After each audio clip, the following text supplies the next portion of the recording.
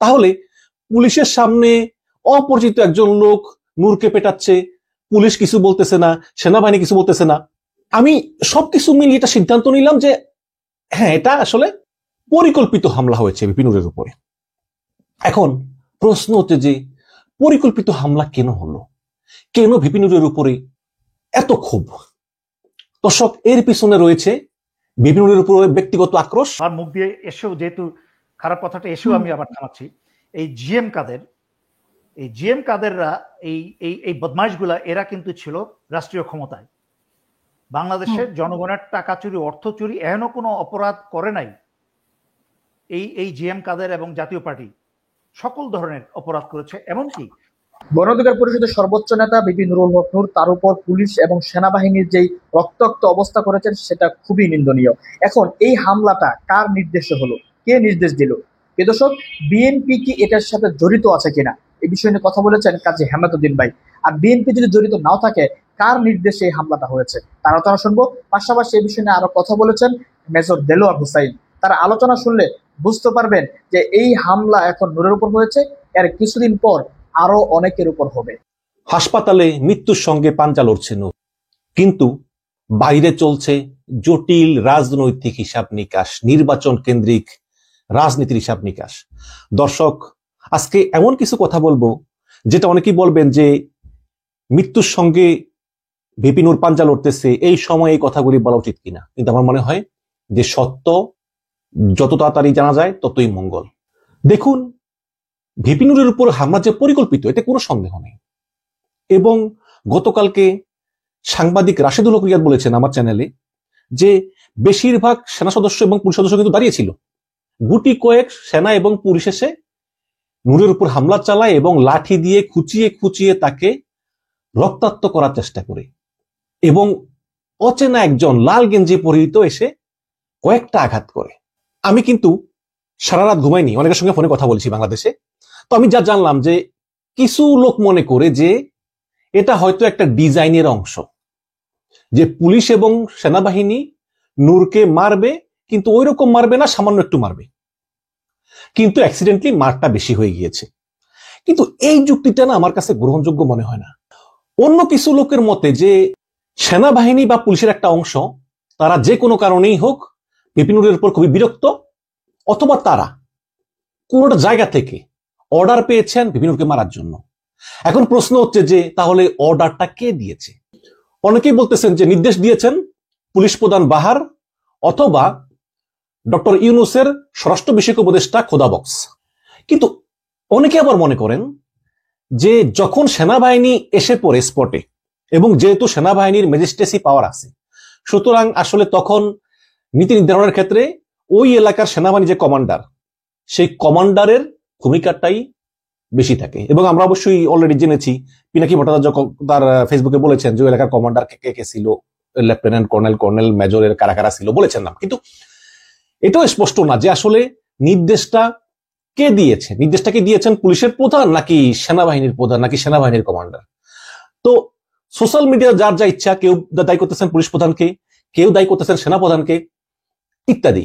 কিন্তু এখনো কোনো কংক্রিট এভিডেন্স পাওয়া যায়নি, তদন্ত হয়নি, এবং লাল গেঞ্জি পরিহিত লোকটা নাকি সেনাবাহিনীরও কেউ না, পুলিশেরও কেউ না, তাকে গ্রেপ্তার করেও আবার ছেড়ে দেওয়া হয়েছে। তাহলে পুলিশের সামনে অপরিচিত একজন লোক নূরকে পেটাচ্ছে, পুলিশ কিছু বলতেছে না, সেনাবাহিনী কিছু বলতেছে না। আমি সবকিছু মিলিয়ে এটা সিদ্ধান্ত নিলাম যে হ্যাঁ, এটা আসলে পরিকল্পিত হামলা হয়েছে ভিপি নূরের উপরে। এখন প্রশ্ন হচ্ছে যে পরিকল্পিত হামলা কেন হলো, কেন ভিপি নূরের উপরে এত ক্ষোভ?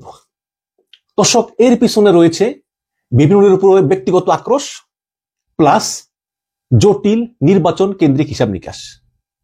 এখন প্রশ্ন করতে পারেন কিভাবে, একটা একটা করে আসি। প্রথমে আসি নূরের উপর ব্যক্তিগত আক্রোশ।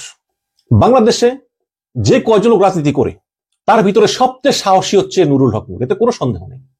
এবং এই সাহসী লোকের সাহসিকতাকে অনেকেই বেয়াদবি বলে আখ্যায়িত করেন, যেটা এই হাসিনা পালিয়ে যাওয়ার পরে নূরের ক্ষেত্রে ঘটেছে। হাসিনা পালিয়ে যাওয়ার আগে নূরের যেই সব কার্যক্রমকে কিছু লোক সাহসী বলতো, হাসিনা পালিয়ে যাওয়ার পরে নূরের সেই কার্যক্রমকে কিছু মানুষ বেয়াদবি বলে আখ্যায়িত করতেছে। এবং আপনারা অবশ্যই গতকালকে ইলিয়াস হোসেনের ভিডিও দেখেছেন যে সেখানে নূর চেয়েছিল চিফ প্রসিকিউটর নিয়োগ করতে, তাজুল ইসলামকে বলছে লাথি মারবো, তাজুল ইসলাম আবার ইলিয়াসকে ফোন করছে। তারপরে আরো বিভিন্ন জায়গায় প্রশাসনে বা বিভিন্ন জায়গায় সে খুবই প্রভাব বিস্তার করার চেষ্টা করছে, এবং ওই যে মানববন্ধন করছে দুদকের সামনে স্বাস্থ্য উপদেষ্টার বিরুদ্ধে ইত্যাদি বিভিন্ন কারণ। এবং সর্বশেষ তহিদ আফ্রিদিকে ধরার পরে তিনি পুলিশকে ফোন করে বলেছেন যে এখনই তাকে ছেড়ে দিন। এরকম বিভিন্ন ক্ষেত্রে প্রভাব বিস্তার এবং কথা না শুনলে গালিগালাজের বিভিন্ন অভিযোগ আছে, সত্য মিথ্যা কতটুকু আমি জানি না। এবং এই সমস্ত কারণেই বিএনপির হাইকমান্ড তার উপরে বিরক্ত হয়। প্রথমে তারা সিদ্ধান্ত নিয়েছিল নূরকে এবং রাশেদকে একটা একটা করে আসন দিবে, কিন্তু শেষ পর্যন্ত এই নূরের বিরুদ্ধে ক্রমাগত বিএনপির হাইকমান্ডের কাছে অভিযোগ যাওয়ার পরে বিএনপি সিদ্ধান্ত থেকে সরে আসে, এবং বিএনপির হাইকমান্ড যে নূরের উপর তাদের সমর্থন প্রত্যাহার করে নিয়েছে এটা জানার পরই সেই নূরের আসনের যে বিএনপি নেতা হাসান মামুন, এই হাসান মামুন নূরের উপরে আক্রমণ করে, কারণ সেও তো এমপি হতে চায়, তাই না? তো মুদ্রা কথা এই হচ্ছে কি অবস্থা। এবং এরপর থেকে নূর কিন্তু ওই যে মানে খাবি খাচ্ছে আর কি, ওই যে মাছ যেমন পানিতে খাবি খায় ওইরকম খাবি খাচ্ছে, এদিকে না ওদিকে, এদিকে না ওদিকে। তো রিসেন্টলি নূরের সঙ্গে জামাতে ইসলাম এবং এনসিপি এই দুইটা দলের সখ্য ক্রমশ বাড়তেছে এবং এনসিপি বলতেছে যে এই জুলাই সনদকে সংবিধানে স্থান দিতে হবে, আরো বিভিন্ন সংস্কার শেষ করতে হবে, বিচার শেষ করতে হবে, এর বাইরে কোনো নির্বাচন নাই। জামাত ইসলাম বলেছে যে প্রপোর্শনেট রিপ্রেজেন্টেশন ছাড়া কোনো নির্বাচন হবে না। এবং প্রথম আমরা মনে করতাম এগুলি কথার কথা, মানে এগুলো আসে না কিছু রাজনৈতিক দল তাদের দাম বাড়ায়, কিন্তু রিসেন্টলি বোঝা গেল যে না, আসলেই জামাত ইসলাম এবং এনসিপি তারা নির্বাচন বানচাল করতে চায়, তারা নির্বাচন চায় না। আজকে হচ্ছে শনিবার, তাই না? তো গত মঙ্গলবারে গোপনে জামাত এবং বিএনপি বৈঠকে বসেছে মার্কিন রাষ্ট্রদূতের অনুরোধে। সেখানে জামাত ইসলামের সেক্রেটারি গোলাম পরওয়ার এবং আব্দুল্লাহ মোহাম্মদ তাহের এবং বিএনপির পক্ষ থেকে সালাউদ্দিন আহমেদ। বৈঠকটা কোন জায়গায় হচ্ছে আমি জানি না। সেখানে 2 ঘন্টা ব্যাপী বৈঠক হয় তাদের যে রাজনৈতিক মতপার্থক্য নিরসনের জন্য, কিন্তু 2 ঘন্টা আলোচনার পরেও কোনো মতপার্থক্য দূর হয়নি, কারণ বিএনপি প্রচলিত নির্বাচন ব্যবস্থা ফার্স্ট পাস্ট দ্য পোস্ট সিস্টেমে এবং জামাত প্রপোর্শনাল রিপ্রেজেন্টেশন সিস্টেমে কোনো ছাড় দেয়নি। এবং জামাত আরো বলেছে জুলাই সনদ, সংস্কার, বিচার এগুলো ছাড়া তারা নির্বাচনে যাবে না, যেটা কিন্তু এনসিপিরও বক্তব্য। আলোচনা কোনো মীমাংসা ছাড়া, কোনো সিদ্ধান্ত ছাড়াই শেষ হয়। এবং আমি জানলাম যে সর্বশেষ বিএনপি নেতা সালাউদ্দিন আহমেদ বলেছেন যে যদি এনসিপি এবং জামাত নির্বাচনে না আসে তাহলে ওই আওয়ামী লীগের মতোই হবে। তখন বললো কি কেমন হবে? তাহলে আমাদেরকে ওই জাতীয় পার্টিকে বিরোধী দল বানিয়ে নির্বাচনে অংশগ্রহণ করতে হবে এবং জাতীয় পার্টি 300 আসনে মনোনয়ন দিবে এবং এই 300 আসন তারা আওয়ামী লীগের লোক দিয়ে প্রয়োজনে ফুলফিল করবে। কারণ যদি আপনারা না আসেন তাহলে তো আমাদের এছাড়া কোনো উপায় নেই। নির্বাচনকে যদি গ্রহণযোগ্য করাতে হয় তাহলে আমাদের জাতীয় পার্টি ভরসা। তো এই কথা বলার পরে কিন্তু জামাত এনসিপি ভাবতে শুরু করে যে ঘটনা কি, জাতীয় পার্টি এখানে কেন? আপনারা জানেন যে জাতীয় পার্টি তো অবশ্যই স্বৈরাচারের দোসর। জাতীয় পার্টি তারা সেই 14 সালে ভারতের বিদেশ সচিব সুজাতা সিং এর কথায় এরশাদ নির্বাচনে গেল। 14 সালে কিন্তু এরশাদ নির্বাচন না গেলে কিন্তু হাসিনা এই নির্বাচন করতে পারে না। তারপরে 18 সালে সেম, 24 সালে সেম। জিএম কাদের বলল যে ভারত থেকে এসে বলল যে যা কথা হয়েছে এটা ভারতের অনুমতি ছাড়া বলা যাবে না। তো সেই জাতীয় পার্টি এরা তো আসলে দাবার গুট হিসেবে ব্যবহৃত হয়। জাতীয় পার্টিকে এতদিন, মানে জাতীয় পার্টির মতো ছোট দলকে এতদিন দাবার গুট হিসেবে ব্যবহার করেছে কে? আওয়ামী লীগ। এখন বিএনপি চায় যে যদি নির্বাচনে না আসে জামাত এবং এনসিপি তাহলে আমরাও জাতীয় পার্টিকে দাবার গুট হিসেবে ব্যবহার করব। তো তখন জামাত এবং এনসিপি চিন্তা করলো যে বিএনপি যেহেতু একটা ছোট দল জাতীয় পার্টিকে দিয়ে দাবার গুটি চলেছে, তাহলে আমাদেরও আরেকটা ছোট দল দরকার পাল্টা দাবার গুটি চালার জন্য। সেই ছোট দলটাকে গণ অধিকার পরিষদ। আপনারা খেয়াল করবেন যে ইদানিং নুরুল হক নূর জাতীয় পার্টিকে নিষিদ্ধ করার জন্য খুব আওয়াজ দিচ্ছে। এখন এই জাতীয় পার্টি নিষিদ্ধ করার আওয়াজ যৌক্তিকতা আছে, ভারতের দোসর, ভারতের দালাল, হাসিনার দোসর ইত্যাদি সবই ঠিক আছে, কিন্তু তারপরেও যেন অন্য সবার চেয়ে তার উৎসাহটা একটু বেশি। এবং গতকালকে সে জাতীয় পার্টির কার্যালয়ে ঘেরাও, সেখানে মানববন্ধন ইত্যাদি সেখানে করতে গিয়েছিল এবং সেখান থেকে হয়তো বা ওই জাতীয় পার্টির অফিস থেকে কিছু লোক তার দিকে ইট পাটকেল ছুটতে পারে বা হালকা সংঘর্ষ হতে পারে। তো সেনাবাহিনীর মতে যে সেখানে নূরের দলকে থামানো যাচ্ছিল না, সত্যি জানি না, কিন্তু যাই হোক না কেন নূরের উপর হামলা কিন্তু কোনো দিকে আমি তো ভিডিও দেখেছি, পরিকল্পিতভাবে শুধু তাকে টার্গেট করে হামলা করা হয়েছে। তো তারপরে এভাবে ধাওয়া পাল্টা ধাওয়া, তারপরে সেনাবাহিনীর হাতে এবং পুলিশের হাতে নূর রক্তাক্ত। এবং এরপরে আমরা দেখলাম যে বিএনপি এবং জামাত একটু মানে হালকা প্রতিক্রিয়া দিয়েছে, কারণ জামাত ইসলাম বড় দল তো মানে সরাসরি কিছু বলতে পারে না, বাট এনসিপি এর জন্য সরাসরি সেনাবাহিনীকে দায়ী করেছে এবং এনসিপি তাৎক্ষণিক মিছিল বের করেছে, এনসিপি ফেসবুকে স্ট্যাটাস দিয়েছে, তারা জ্বালাময় বক্তব্য দিচ্ছে। এবং এই হাসিনা পালিয়ে যাওয়ার কিছুদিন পরেই কিন্তু নূরের সঙ্গে এনসিপির সম্পর্ক ছিন্ন হয়ে যায় এবং বিভিন্ন সময় আমরা দেখেছি যে নূর এনসিপির বিরুদ্ধে, এনসিপির উপদেষ্টাদের বিরুদ্ধে বিভিন্ন বক্তব্য রেখেছেন। কিন্তু সাম্প্রতিক সময় আবার দেখলাম যে এই এনসিপি হচ্ছে ভিপি নূরের সবচেয়ে বড় সাপোর্টার এবং তারা সরাসরি আবার সেই সেনাবাহিনীকে আক্রমণ করতেছে। কিন্তু জাতীয় পার্টি স্বৈরাচার দোষ ঠিক আছে, ভিপি নূর আক্রমণ করেনি, আক্রমণ করেছে পুলিশ এবং সেনাবাহিনী। কিন্তু সব জায়গায় আওয়াজ উঠতেছে যে জাতীয় পার্টিকে নিষিদ্ধ করতে হবে এবং এই জাতীয় পার্টিকে নিষিদ্ধ করার জন্য আবার হয়তো আমরা দেখব যে ঢাকা শহরে অনেক লোক গ্যাদার্ড হবে, তারা যমুনার সামনে আন্দোলন করবে, ঠিক যেমনটি করেছিল আওয়ামী লীগের বিরুদ্ধে, করে এই জাতীয় পার্টিকে নিষিদ্ধ করার জন্য রাজপথে আন্দোলন করতেই থাকবে। ফলে একটা সময় সরকার বাধ্য হয়ে জাতীয় পার্টিকে নিষিদ্ধ করে দিবে।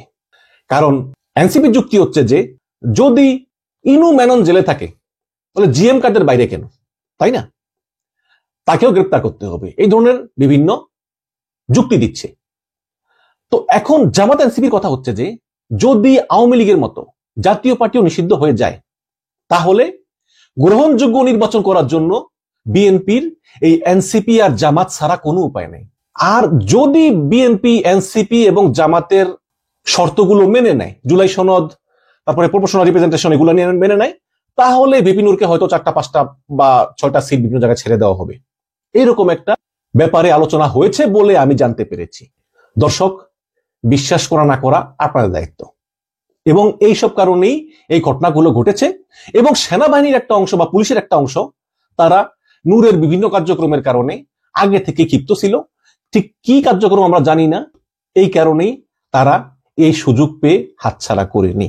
সরকার হয়তো ইনস্ট্রাকশন দিয়েছে যে জাতীয় পার্টির অফিস তোমরা যে কোনো মূল্যে রক্ষা করবে, হয়তো পুলিশ একটু বাড়াবাড়ি করে ফেলেছে বা সেনাবাহিনী বাড়াবাড়ি করে ফেলেছে, অথবা উপর থেকেও হয়তো কোনো কমান্ড আসতে পারে যে নূরকে টার্গেট করে যে ওকে একটু মার দাও, হয়তো মারের ডোজটা বেশি হয়ে গিয়েছে।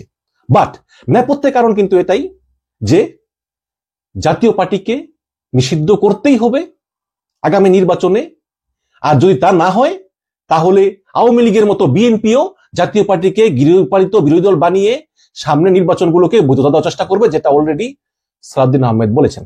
হয়তো সালাউদ্দিন আহমেদ হুমকি দিয়েছেন জামাতকে জাতীয় পার্টির বিষয়ে, কিন্তু জামাত এটা সিরিয়াসলি নিয়েছে, তারা মনে করছে এটা হলেও হতে পারে, কারণ আওয়ামী লীগের অনেক লোক অলরেডি তারা বসে আছে, টাকা পয়সা দিতেও রাজি।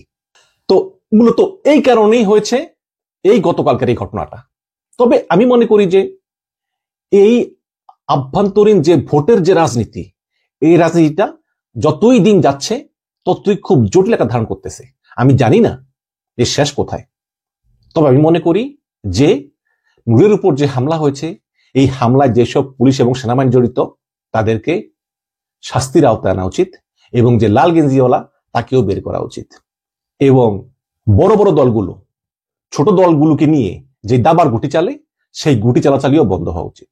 আমরা চাই একটি সুষ্ঠু নির্বাচন, শান্তিপূর্ণ নির্বাচন, যেখানে বিএনপি থাকবে, এনসিপি থাকবে, জামাত থাকবে, জাতীয় পার্টি থাকবে, যদি নিষিদ্ধ না করে থাকবে।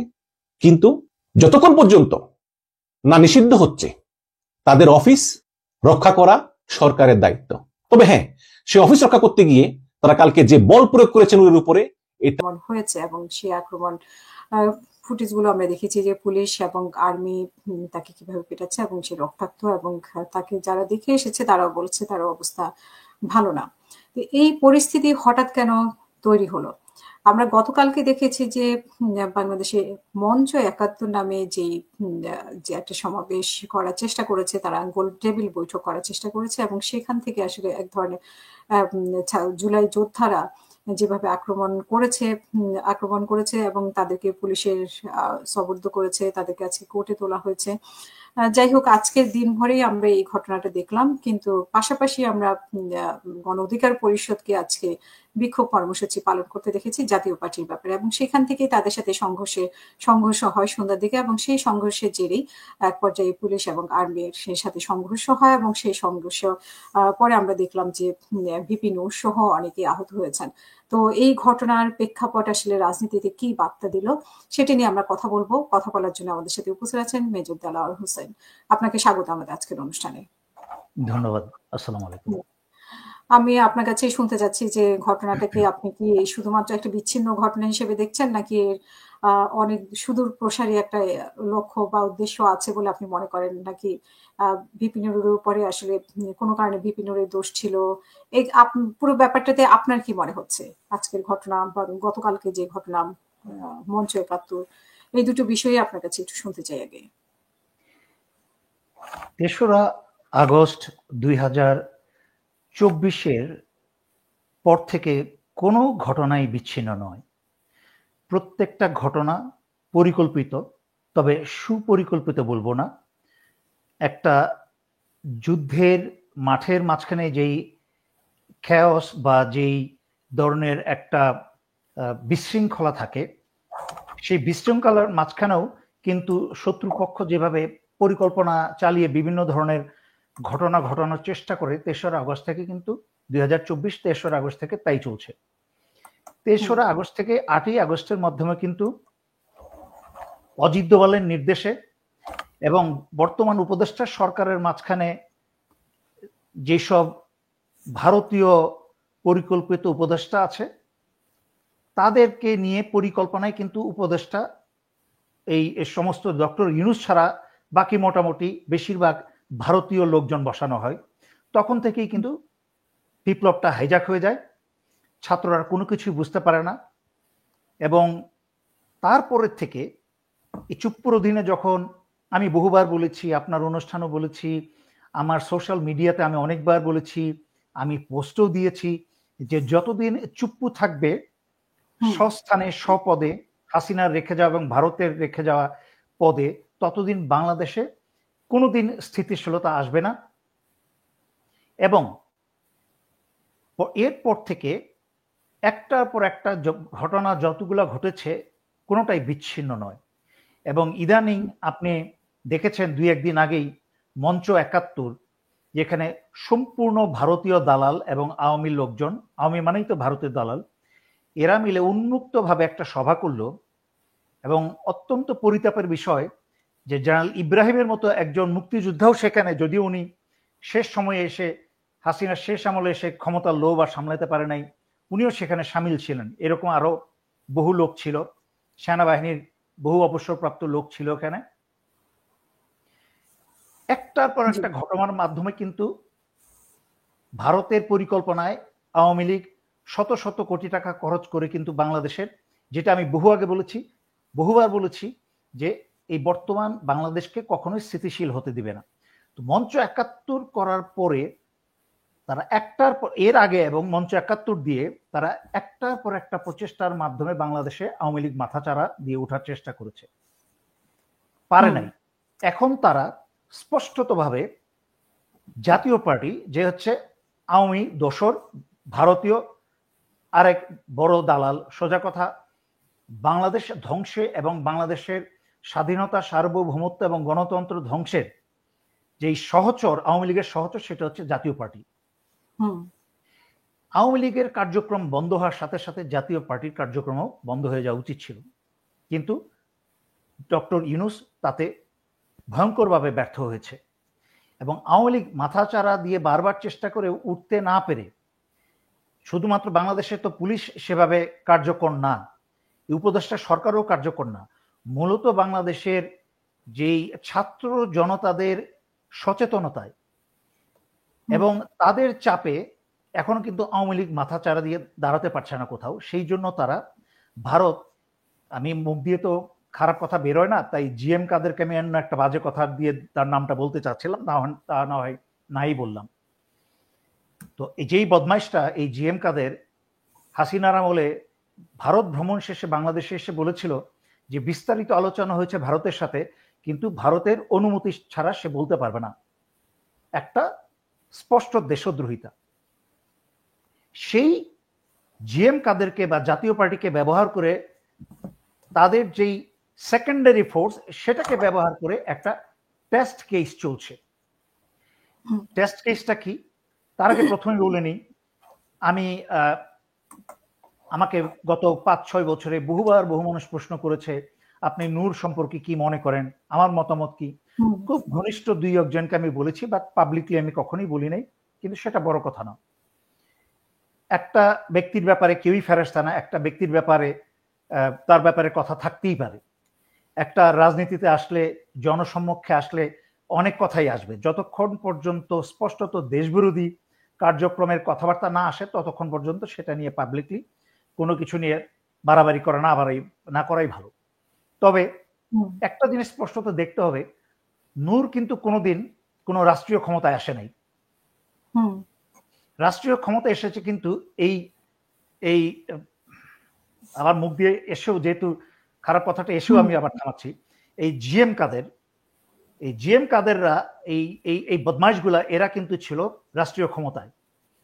বাংলাদেশের জনগণের টাকা চুরি, অর্থ চুরি এহেন কোনো অপরাধ করে নাই এই জিএম কাদের এবং জাতীয় পার্টি সকল ধরনের অপরাধ করেছে। এমনকি স্বৈরাচারী হাসিনা এবং আওয়ামী লীগ যত অপকর্ম করেছে সহচর হিসাবে তারাও কিন্তু শাস্তির, তাদের কিন্তু বিচার করতে হবে, তাদের কিন্তু আইনের আয়তায় আনতে হবে।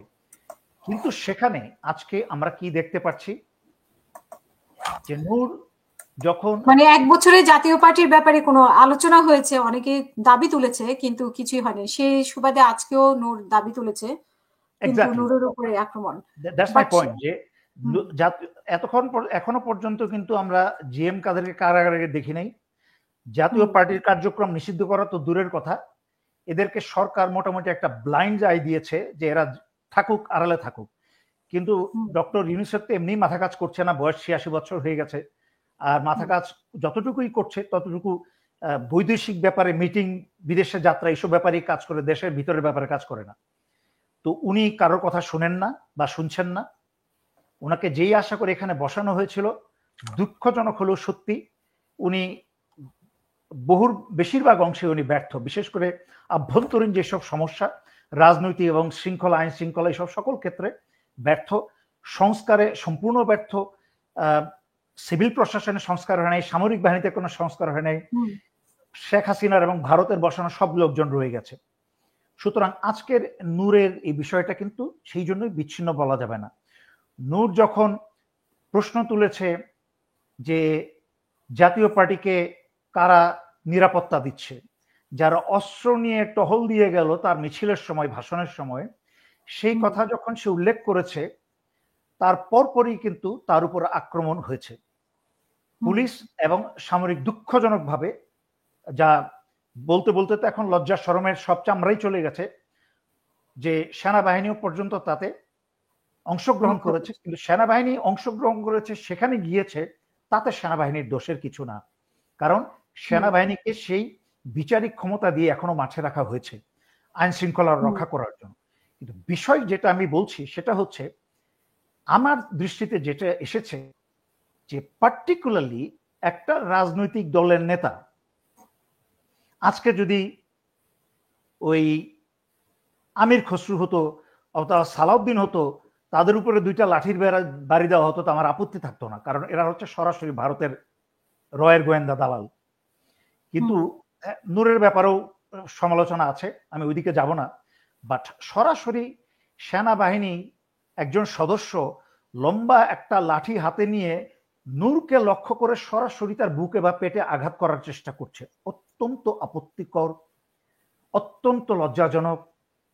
এবং এরপরে তো আমার নিজের চোখে পড়েছে নূরকে টার্গেট করে পুলিশ এবং সেনাবাহিনীর সদস্যরা তাকে লাঠি দিয়ে আঘাত করছে। অত্যন্ত ঘৃণাজনক, ঘৃণার একটা কাজ করেছে এটা। এবং এই অন্তর্বর্তীকালীন সরকারের সময় যে সরকার আপনাকে একটা জিনিস বুঝতে হবে, আমি যেহেতু সেনাবাহিনীতে চাকরি করেছি, হ্যাঁ, 2-4টা লোক অতিরঞ্জিত করে ফেলে, তবে সামগ্রিকভাবে কিন্তু সেনাবাহিনীর সদস্যরা একই অতিরঞ্জিত কাজ করতে পারে না। যেমন হুম, অনুষ্ঠান লম্বা করতে চান, আমি নিজে আপনাকে অনুরোধ করেছি অনুষ্ঠান ছোট রাখতে। তারপরে আমি শুধু বহু ঘটনা আছে, বাট ছোট্ট একটা ঘটনা বলবো। হুম, 96 সালের দিকে যখন ঢাকা শহরে ওই স্বৈরাচারী শেখ হাসিনা সচিবালয়ের পাশে লঘু বৈঠার একটা মঞ্চ দিয়েছিল, আমি জানি না আপনার মনে আছে কিনা। তখন আমি ছিলাম 30 বেঙ্গলের 46 ব্রিগেডে। তখন আমরা সেই মঞ্চে যে আশেপাশে যেন কোনো অঘটন না ঘটে, আওয়ামী লীগ বা যারাই করুক যেন না ঘটে, সেই জন্য আমাদের দায়িত্ব ছিল সচিবালয়ের পাশে। সেই দায়িত্ব পালন করার জন্য আমরা একটা গাড়ি বহর করে ঢাকা সেনানিবাস থেকে সেই উদ্দেশ্যে যাচ্ছিলাম। ঠিক ফার্ম গেটে আমি হচ্ছে প্রায় 3 নাম্বার গাড়ি বা 4 নাম্বার গাড়িটাতে আমি। প্রথম গাড়িটাতে হচ্ছে আমার অধিনায়ক, 30 বেঙ্গলের অধিনায়ক লেফটেন্যান্ট কর্নেল, আমি নাম বললাম না। তারপর গাড়িতে হচ্ছে আরেকজন সিনিয়র মেজর, উনার নামও আমি বললাম না। হুম, তৃতীয় গাড়িতে খুব সম্ভবত আমি। হঠাৎ করে আমি দেখলাম গাড়ির বহর থেমে গেল। হঠাৎ করে দেখছি যে ঠিক ফার্ম গেট যেই ফুট ব্রিজটা আছে, এই ফুট ব্রিজটার নিচে আমার অধিনায়ক আর মতিয়া চৌধুরী দুইজনের প্রতি দুইজন আঙুল তুলে চরম চরম ঝগড়া হচ্ছে। হুম, মতিয়া চৌধুরী পুরুষের মতো চিৎকার করছে কর্কশ ভাষায়, আর আমার অধিনায়কও একজন নারীর সাথে তর্কাতর্কিতে জড়িয়ে গেছেন। কারণ উনি হচ্ছে আবার ওই আমার অধিনায়ক ছিলেন, যাই হোক অধিকার বললাম না। তো তখন দেখলাম হঠাৎ করে অধিনায়কের উনার একজন কি বলে এটাকে আমরা বলি রানার, একজন প্রাইভেট, সেই সৈনিক ছুটে গিয়ে একজন সাংবাদিকের ক্যামেরা টেনে নিয়ে সেটা মাটিতে ছুঁড়ে আঘাত করছে। এবং আমার অধিনায়কের পরে এবং আমার সিনিয়র, অধিনায়কের জুনিয়র এবং আমার সিনিয়র, সেই 13 নং কোর্সের অফিসার জেনারেল ওয়াকারের কোর্সমেট, উনি কিন্তু গাড়িতেই বসে থাকলেন গালে হাত দিয়ে। উনি সব দেখছেন কিন্তু কোনো ভূমিকা পালন করছেন না। কিন্তু চিরাচরিত অভ্যাস, আমি চুপ করে থাকতে পারলাম না। আমি গাড়ি থেকে ছুটে গিয়ে আমি প্রথম ওই সৈনিককে থামালাম যে তুমি ওনার সাংবাদিকের ক্যামেরা নিচ্ছ কেন? ছবি তোলার সাংবাদিকতা ওনার দায়িত্ব, ওনার ক্যামেরা ফেরত দাও। ধমক দিয়ে আমি সাংবাদিকরা কাঁধে হাত দিয়ে সরি বলে আমি ক্যামেরাটা নিজের হাতে আমি তাকে ফেরত দিলাম। দিয়ে আমি ছুটে গেলাম এই কি বলে আওয়ামী লীগের সেই মতিয়া চৌধুরী এবং আমার অধিনায়কের মাঝখানে গিয়ে থামাতে, ওনাদের ঝগড়া থামাচ্ছি। যে মতিয়া চৌধুরীকে বলছি যে ম্যাডাম প্লিজ লেট ইট গো, অধিনায়ককে বলছি স্যার প্লিজ মাথা ঠান্ডা করেন, চলেন, এটা আমাদের কাজ না। পরের দিন পত্রিকার ডেইলি স্টারের হেডলাইনে ফার্স্ট পৃষ্ঠায় আমার ছবি আসলো, এবং ছবিটা এমন ভাবে আসলো যেন আমি মতিয়া চৌধুরীর সাথে ঝগড়া করছি, আসলে মাঝখানে আমি থামাচ্ছি। তো যাই হোক, উদ্দেশ্যটাই, ঘটনাটা বলার উদ্দেশ্য হচ্ছে সেনাবাহিনীর কিছু সদস্য অতিরঞ্জিত করে হুজুগে হয়ে যায়, কিন্তু নূরকে পিটানোতে যে অবস্থা দেখলাম সবাই মিলে পিটাচ্ছে, এটা কিন্তু অতিরঞ্জিত কোনো কিছু না, এটা পরিকল্পিত। তাদেরকে আদেশ দেওয়া হয়েছে নূরকে টার্গেট করে পেটানোর জন্য। সুতরাং এই জন্যই আমার ঘটনাটা বলতে হলো যে মানে এখানে আমরা কি বার্তাটা পেলাম, এই যে নূরকে টার্গেট করে পিটানো পেলাম, যেটা আমি শুরুতে শুরু করেছি যে কথাটা বলে, নূরকে পিটানোটা হচ্ছে একটা টেস্ট কেস। কি টেস্ট কেস? যে মঞ্চ 71-এর পরে জাতি কিভাবে রিয়েক্ট করেছে, একটা ছোটখাটো দলের একটা ছাত্র নেতাকে বা একটা দলের নেতাকে পেটালে ছাত্র এবং জনতা এবং সরকারের পক্ষের থেকে কি ধরনের প্রতিক্রিয়া আসতে পারে সেইটার একটা অপেক্ষা করা হচ্ছে। আপনি বলতে পারেন এই রসায়নের লিটমাস টেস্ট যেটাকে বলে, তারা লিটমাস টেস্ট করছে যে এটার প্রতিক্রিয়া, সামাজিক প্রতিক্রিয়াটা কি হয়। যদি সামাজিক কোনো প্রতিক্রিয়া না হয়, যদি এটাতে বিচারের আয়তায় না আনা হয়, ওই ডক্টর ইউনূসের তথাকথিত কমিটি গঠন, তারপরে আরো 1 বছর চলে যাবে, ঘোড়ার ডিম হবে, ওইসব করে লাভ নাই। যেহেতু কোনো বিচারই, যেখানে স্বৈরাচারী শেখ হাসিনার 16 বছরে সশস্ত্র বাহিনী, সিভিল প্রশাসনে, এই যে মেজর সিনহা হত্যার ওসি প্রদীপকে ফাঁসি দেওয়া উচিত ছিল 1 সপ্তাহের মাঝখানে। তারপরে খুনি বরখাস্ত মেজর জেনারেল জিয়াউল হাসান র্যাবের, তার এত প্রমাণ তার হত্যার এবং দেশবিরোধী অপরাধের যে তার ফাঁসি হওয়া উচিত ছিল ম্যাক্সিমাম 2 সপ্তাহের মাঝখানে দ্রুত আদালতের মাধ্যমে। কিন্তু justice delayed is justice denied. আমাদের আইনের শিক্ষক নজরুল সাহেব, উনি তো আইনের শিক্ষক, উনি কি আমার এই কথা, আমার তো জ্ঞান কম, উনার তো জ্ঞান অনেক বেশি, উনি তো উপদেষ্টা, আবার একজন আইনের উপদেষ্টা, উনি তো বহুত আইনের ছাত্র পড়িয়েছেন, উনি কি জানেন না যে justice delayed is justice denied, যে বিচার বিলম্বিত করা মানেই হচ্ছে বিচারকে প্রত্যাখ্যান করা। তাহলে নুরুর বিচার যদি দ্রুত না হয়, নুরুকে এইভাবে নুরুকে যারা এইভাবে পিটিয়েছে তাদের বিচার যদি দ্রুত না হয়, তার মানে টেস্ট বাংলাদেশ বিরোধী এবং বাংলাদেশ বিরোধীরা বিজয়ী হবে। এরপরে আরো ভয়ঙ্কর কার্যক্রম শুরু হবে। এরপরে স্পষ্টত ধরে নিতে পারেন এরপরে টার্গেট হবে নাহিদ, ছাত্রনেতা নাহিদ। এখানে প্রশ্ন আর কি, আমি আসছি। তারপরে টার্গেট হবে ছাত্রনেতা নাহিদ, হাসনাত, এরা হবে মূলত হচ্ছে এই কি বলে আক্তার, এরা হবে হচ্ছে মূলত টার্গেট। এবং কারণ নূরের উপর টেস্ট কেসটা সাকসেসফুল হয়ে গেলেই কিন্তু টার্গেট হবে বাকি এনসিপির ছাত্র নেতারা। এবং এর পিছনে কিন্তু আওয়ামী লীগ এবং বাংলাদেশের ভিতরে শুধু জাতীয় পার্টি না, আরো কিছু রাজনৈতিক দল সম্মিলিতভাবে চেষ্টা করছে যে এনসিপি নেতাদেরকে কোনোভাবে কোনো একটা অজুহাতে তাদেরকে মারমুখী হয়ে তাদের উপর আক্রমণ করা যায়। এবং যেহেতু ডক্টর ইউনূস সরকার ব্যর্থ এই উপদেষ্টা সরকারের অদক্ষতায়, কি বলে অকম্যতায়, অযোগ্যতায় ব্যর্থ, এবং ডক্টর ইউনূসের বাংলাদেশের কোনো রাষ্ট্রীয় একদিনের অভিজ্ঞতা না থাকায়, কোনো প্রকার সরকারি ক্ষেত্রে বা অ্যাডমিনিস্ট্রেশনে একদিনের অভিজ্ঞতা না থাকায়, এবং তার আশেপাশে কি ধরনের লোক থাকা উচিত সেই জ্ঞান না থাকায় আজকে এই সরকার ব্যর্থ। এবং ঘটনা কিন্তু মাত্র শুরু, এরপরে কিন্তু একের পর এক ভয়ঙ্কর অবস্থায় যাবে। আপনি দেখেছেন ইদানিং বাংলাদেশে একটার পর একটা নাটক, আমরা 5ই আগস্টের পর বহু নাটক দেখেছি, আমরা রিক্সাওয়ালা লীগ থেকে আরম্ভ করে পতিতা লীগ দেখেছি, আমরা এমন অশ্রাব্য ড্রেস পরে এবং অশ্রাব্য মুখের ভাষায় বাংলাদেশের রাস্তাঘাটে এরকম নারী কখনো 54 বছর আমরা দেখি নাই। আওয়ামী আমলে এইভাবে এই ধরনের নারী আমরা যাদেরকে দেখা যায় ক্যালকাটা দেখা যায় বা ভারতে দেখা যায়, হিন্দি সিনেমায় দেখা যায়, তাদেরকে আমরা ঢাকা শহরে দেখেছি। এবং আমরা এখন দেখছি বিভিন্ন ধরনের শিক্ষা প্রতিষ্ঠানের যেই ধরনের অজুহাতে তারা ছাত্ররা রাস্তায় নামছে, এর পিছনেও টাকার খেলা আছে।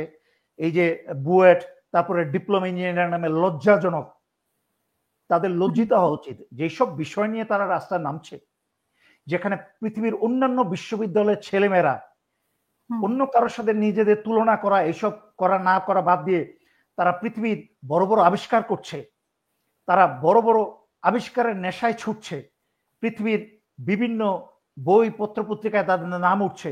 আর বাংলাদেশের এইসব ছাত্ররা সরকারি কোন জায়গায় কোন চাকরি পাবে সেই চাকরি নিয়ে তারা এখন নিজেদের মাঝখানে কার কি ডিগ্রি আছে, ডিগ্রি নিয়ে মারামারি লেগেছে।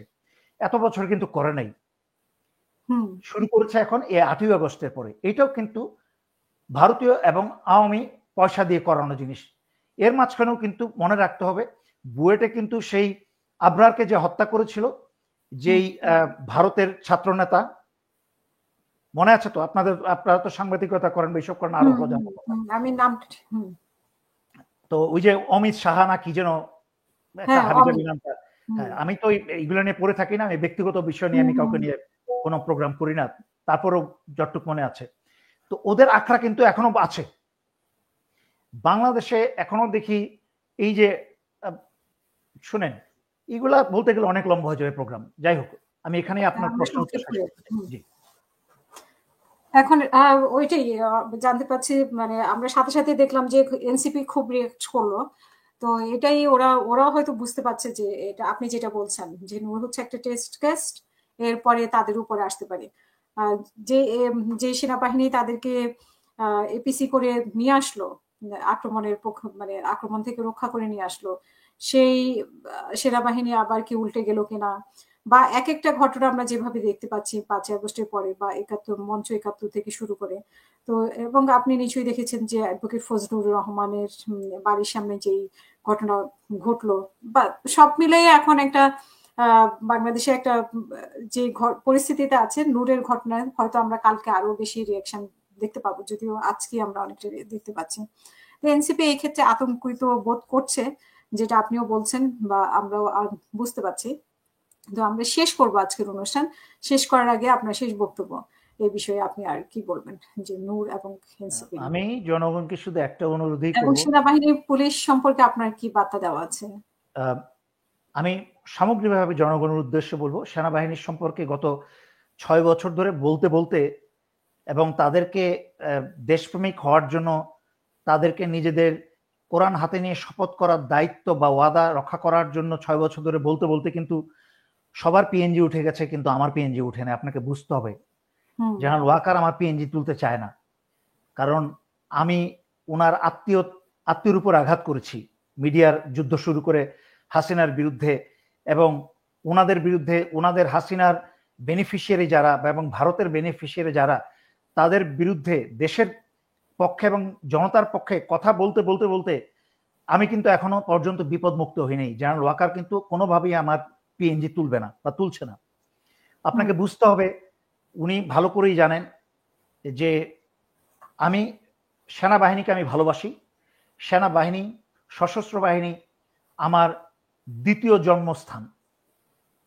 আমার আমার মায়ের পেটে আমার প্রথম, মায়ের কোল থেকে আমার জন্ম, তারপরে সেই সিভিল থেকে এই বাংলাদেশের জনগণের ট্যাক্সের পয়সায় সেনাবাহিনীতে আমি অংশগ্রহণ করার পরে, আল্লাহর রহমতে নিজস্ব যোগ্যতায় আল্লাহর রহমতে অংশগ্রহণ করার পরে এই সেনাবাহিনীতে ওয়াদা নিয়ে সেনাবাহিনীতে প্রবেশ করেছি, যেখানে আমার দ্বিতীয় জন্ম হয়েছে। আমি ইউনিফর্ম খুলে ফেললেও, আমি ইউনিফর্ম হ্যাঙ্গারে ঝুলালেও, আমার অস্ত্র কোয়ার্টার গার্ডে জমা দিলেও কিন্তু আমার প্রশিক্ষণ আমি কখনো জমা দিই নাই। আমার রক্তের ভিতরে সম্পূর্ণ সেনা রক্ত এখনো বয়ে চলছে, এবং দেশ আমাকে যেই প্রশিক্ষণ, দেশের প্রতি ওয়াদা করে যেই প্রশিক্ষণ আমি নিয়েছি, মৃত্যু পর্যন্ত আমি সেই ওয়াদাবদ্ধ থাকতে বাধ্য। তাই আমি কারোর সত্যের পক্ষে এবং অন্যায়ের বিরুদ্ধে সমালোচনা করতে আমি কখনোই পিছু পা হব না। এবং সেনাবাহিনীকে নিয়ে সবার প্রথম সেই 6 বছর আগে থেকে আমি একাই সমালোচনা করেছি, আমিই শুরু করেছি। আপনার যদি মনে পড়ে, আমি মিডিয়ার জগতে সবার প্রথম সেন্টেন্সটা, না শুধু আমি প্রথম না, সবার প্রথম সেন্টেন্সটা ছিল এটা, যে একটা সশস্ত্র বাহিনী কেন ভারতপন্থী বা পাকিস্তানপন্থী হবে, একটা সশস্ত্র বাহিনী হবে বাংলাদেশপন্থী।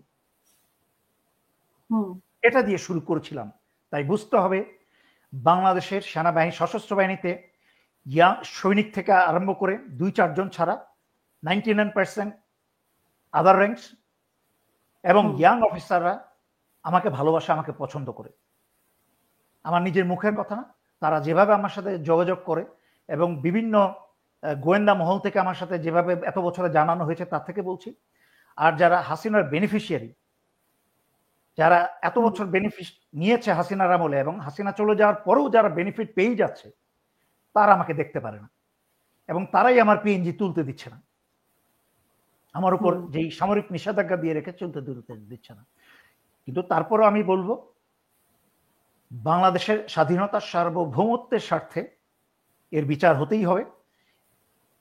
সামরিক বাহিনীতে সংস্কার করার ক্ষমতা ডক্টর ইউনূসের নাই।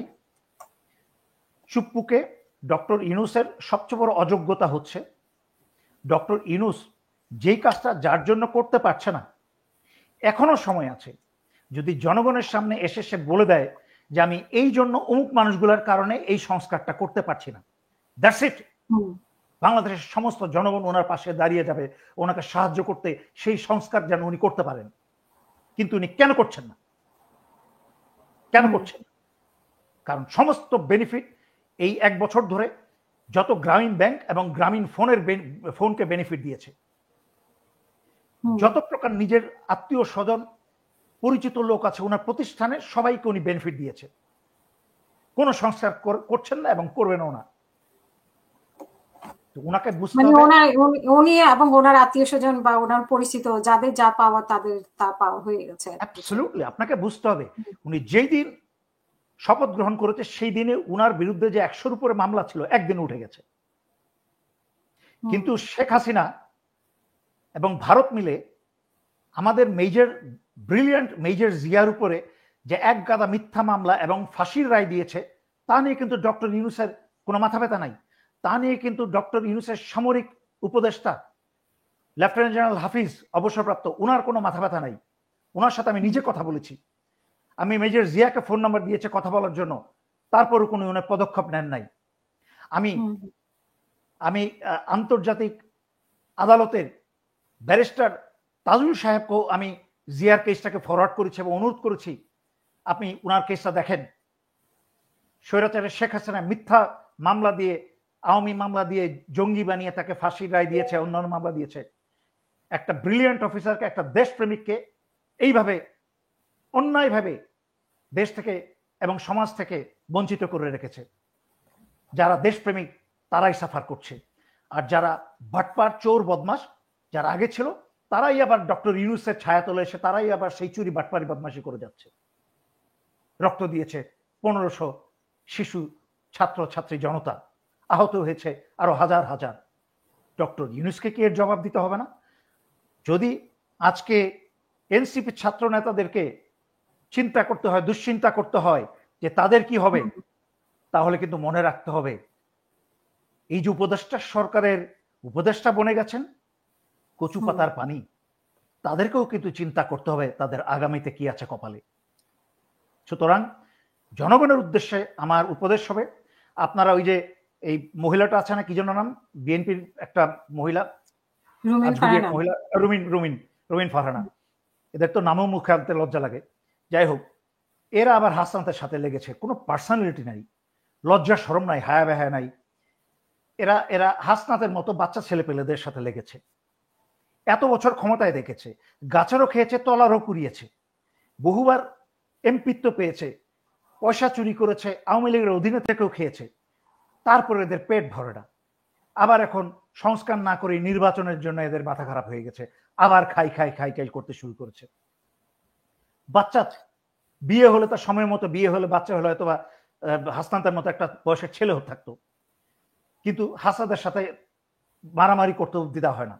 তাই জনগণকে বলবো, আপনারা এই বুয়েট ডিপ্লোমা, এই রুমিন ফারহানা, এইসব ফালতু বিষয় থেকে দৃষ্টি সরিয়ে আপনারা দেশের স্বাধীনতা, সার্বভৌমত্ব। দর্শক আলোচনাগুলো শুনেছেন, সেটা বুঝতে পেরেছেন আসলে কিভাবে এই হামলাগুলো করানো হয়েছে, এই হামলাগুলোর মূল মন্ত্র কি ছিল। এই নূরের উপর হামলাটা যে একটা পরিকল্পিত ষড়যন্ত্র, এটা স্পষ্ট। এখন খুঁজে বের করতে হবে এই হামলা কার পরিকল্পনা, কার ষড়যন্ত্র। আমরা দেখেছি সেনাবাহিনী এই রক্তাক্ত অবস্থা করেছে, অবশ্যই পরিকল্পনার একটা অংশ সেনাবাহিনী, সেটা আমাদের মেনে নিতে হবে। এখন সেনাবাহিনী কার নির্দেশে কাজ করবে? অবশ্যই তাদের যারা কমান্ড তাদের নির্দেশে কাজ করবে। আর যদি সেনা প্রধান এই নির্দেশ দিয়ে থাকেন, তাহলে তিনি কেন এই নির্দেশ দিলেন যেখানে নূর নিজে সেনাবাহিনীর, আমি বলবো, পক্ষে কথা বলেন? আলোচনা অবশ্যই সামনে চলে আসে।